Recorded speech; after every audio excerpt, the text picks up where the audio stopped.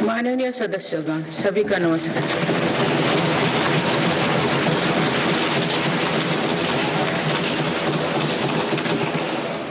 इस नए सदन भवन में ये मेरा पहला संबोधन है। आज की अमृतकाल की शुरुआत में ये भव्य भवन बना है। यहाँ एक भारत श्रेष्ठ भारत की महक भी है। भारत की सभ्यता और संस्कृति की चेतना भी है। इसमें हमारी लोकतांत्रिक और संसदीय परंपराओं के सम्मान का प्रण भी है।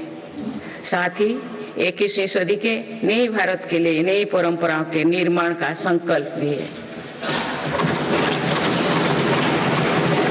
मुझे पूरा विश्वास है कि इस नए भवन में नीतियों पर सार्थक संवाद होगा। ऐसी नीतियां जो आजादी के अमृत काल में विकसित भारत का निर्माण करेगी। मैं आप सभी को अपनी शुभकामनाएं देती हूँ। माननीय सदस्यगण, ये हमारे संविधान के लागू होने का भी 75वां वर्षगांठ है।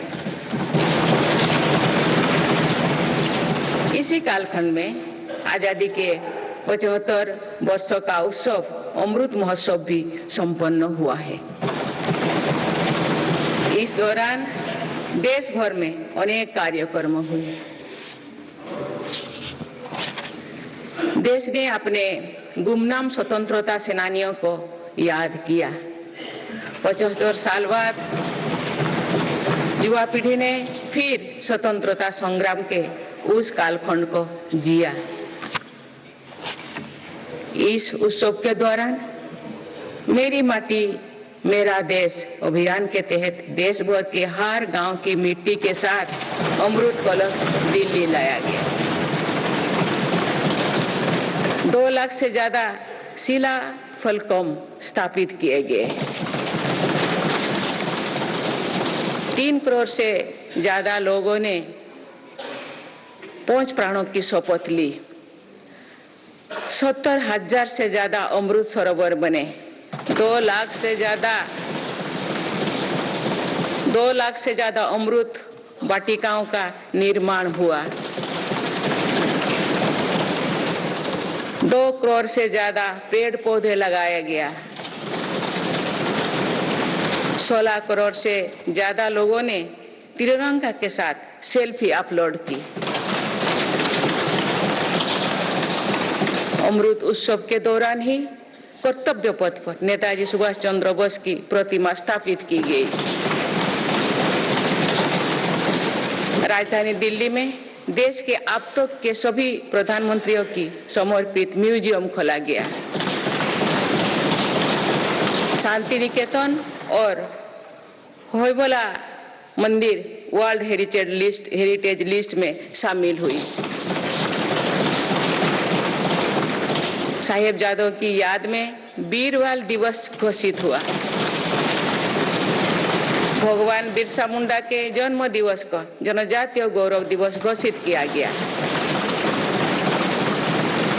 विभाजन की विभीषिका को याद करते हुए 14 अगस्त को विभाजन विभीषिका स्मृति दिवस घोषित किया गया। माननीय सदस्यगण, बीता वर्ष भारत के लिए ऐतिहासिक उपलब्धियों से भरा रहा है। इस दौरान देशवासियों का गौरव बढ़ाने वाले अनेक पल आए। दुनिया में गंभीर संकटों के बीच भारत सबसे तेजी से विकसित होती बड़ी अर्थव्यवस्था बना। लगातार 2 क्वार्टर से भारत की विकास दर 7.5% से ऊपर रही है। भारत चंद्रमा के दक्षिण ध्रुव पर झंडा फहराने वाला पहला देश बना। भारत ने सफलता के साथ आदित्य मिशन लॉन्च किया। धरती से 15 लाख किलोमीटर दूर अपनी सैटेलाइट पहुंचाई।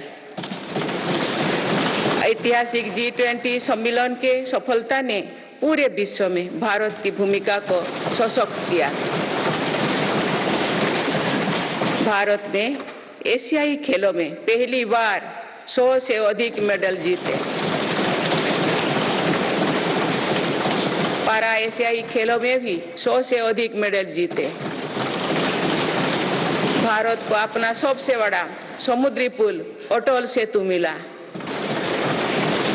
भारत को अपनी पहली नमो भारत ट्रेन तथा पहली अमृत भारत ट्रेन मिली। भारत दुनिया से सबसे तेजी से 5G रोल आउट करने वाला देश बना। भारतीय एयरलाइंस कंपनी ने दुनिया की सबसे बड़ी एयरक्राफ्ट डील की। पिछले साल ही मेरी सरकार ने मिशन मोड में लाखों युवाओं की सरकारी नौकरी दी है।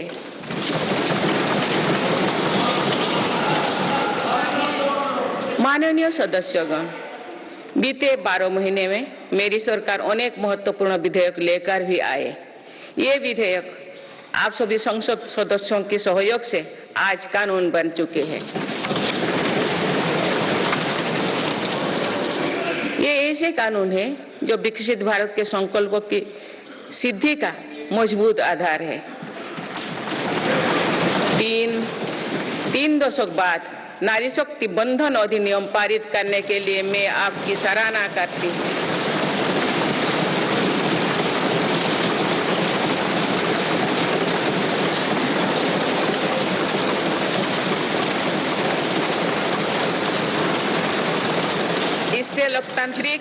इससे लोकसभा और विधानसभा के महिलाओं की ज्यादा भागीदारी सुनिश्चित हुई है।